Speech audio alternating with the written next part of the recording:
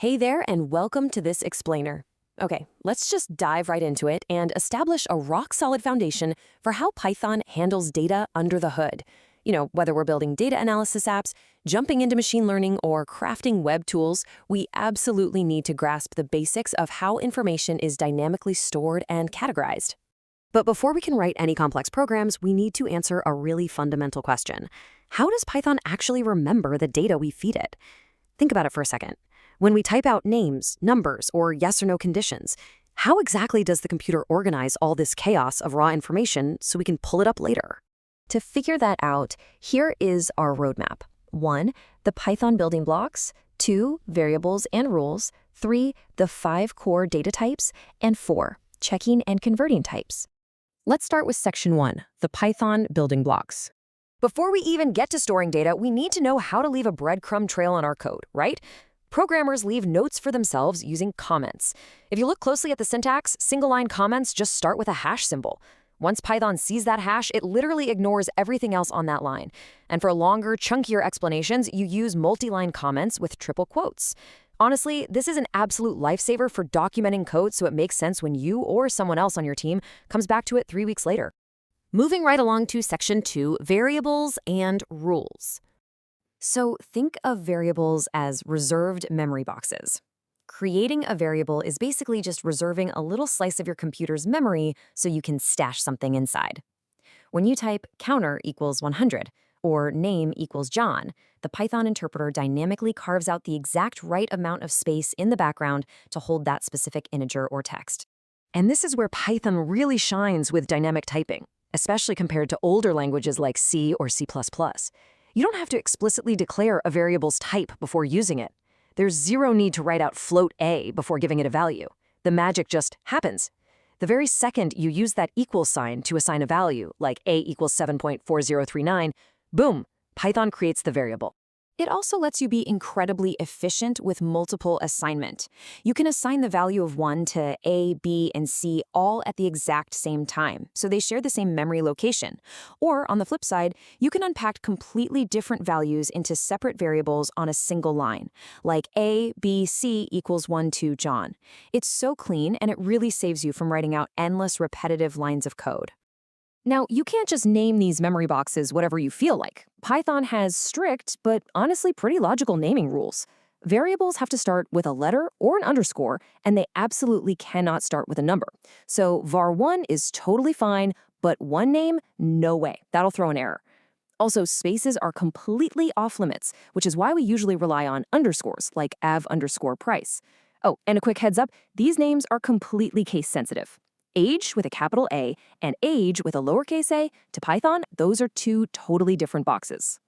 You also need to steer clear of Python keywords. These are predefined, reserved words like true, false, none, if, for, while. You cannot use these for your own variable names because Python has basically already called dibs on them for its own structural framework. Trying to use them as your own identifier would just confuse the whole system. All right, section 3, the 5 core data types. So we've got our memory boxes and we know how to name them, but what exact shapes of data can we put inside? Well, Python groups fundamental values into 5 core types: integer, float, string, Boolean, and none.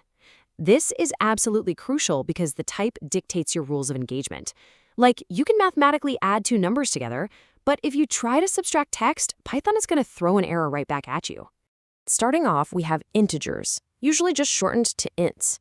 These are simply your standard whole numbers.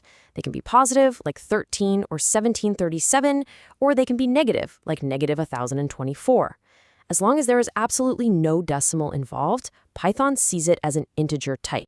But the very moment a number gets a decimal point, everything shifts. Python now categorizes it as a float type, which represents floating point values. Even if the number seems whole mathematically, like 100.0, that little dot forces Python to treat it as a float. And if you're dealing with massive or microscopic numbers, Python even supports scientific notation using an E or E. For textual data, we use the string, or str. The real trick to understanding strings is realizing that literally anything can be stored as a string, provided it's wrapped in quotes. Single, double, or triple quotes, it doesn't matter. You could put the number 5 inside quotes, and Python won't see a math number. It treats it as pure text. Also, keep in mind that strings are immutable. Once you create one, its internal characters are essentially locked in place, and you can't alter them without creating a brand new string. Next, when you're dealing with strict binary logic, you'll use Boolean types, or bools. In programming, you're constantly faced with simple yes or no conditions, right? Booleans handle exactly that. They are strictly the values true or false. But watch your formatting here. They must be capitalized, and there are 0 quotes around them. If you accidentally put quotes around the word true, it just becomes a regular old text string. Rounding out the core 5 is the none type. This is a very specific keyword used to represent the intentional absence of a value. It's not a 0, it's not an empty string, it's literally nothing. It only has one possible value, none, with a capital N. This is a lifesaver when you need a placeholder box in your code, but you just don't have the data to put in it yet. Finally, let's hit section 4, checking and converting types. Because Python automatically handles dynamic typing behind the scenes, you might occasionally lose track of what's actually sitting in your variable box. Luckily, Python gives us a built-in detective tool to check data types, the type function. Just wrap your variable inside type function, and the console will spit out exactly what class it belongs to, whether it's an int, a float, or a string.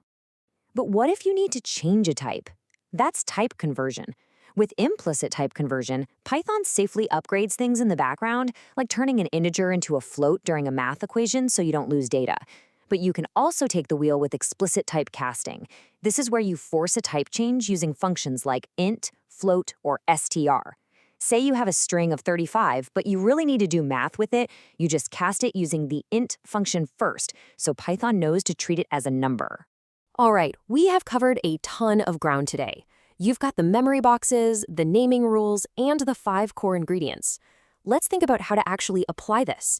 Imagine building a mini project, like a student information system. You would use strings for the students' names, integers for their ages, floats for their GPAs, and booleans to flag whether they're currently enrolled. See how they all fit together? The possibilities are literally endless once this foundation clicks. You now have the exact tools to turn raw data into actual logic. The only question left is, what are you going to build first?